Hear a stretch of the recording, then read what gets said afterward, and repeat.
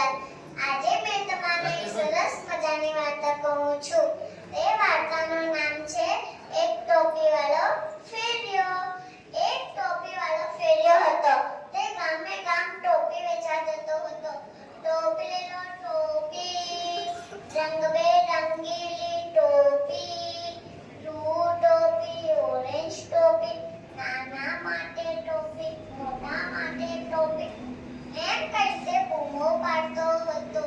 એક દિવસ એને વિચાર આવ્યો કે મેં એક મોટા શહેરમાં જાઉં ત્યારે મારી બધી ટોપીઓ વેચાઈ જશે।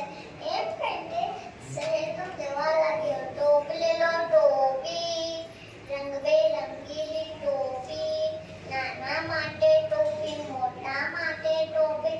પછી તે રસ્તામાં થાકી ગયો ત્યારે એક ઝાડની નીચે આરામ કરવા બેસી ગયો। ત્યારે તે જે ઝાડની નીચે બેઠો હતો આરામ કરવા, એ ઝાડની ઉપર તો બહુ બધા વાંદરા બેઠા હતા। પછી તે આરામ કરતા કરતા એને ઊંઘ આવી ગઈ। પછી તે સૂઈ ગયો। એ વાંદરાને તો વિચાર આવ્યો કે આ થેલામાં શું છે।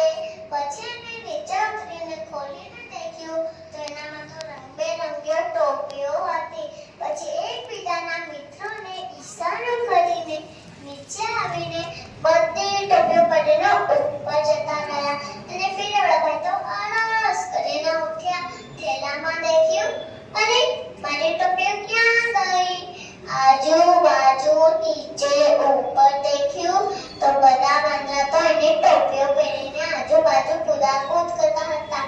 તે જોઈને નવાઈ લાગ્યું।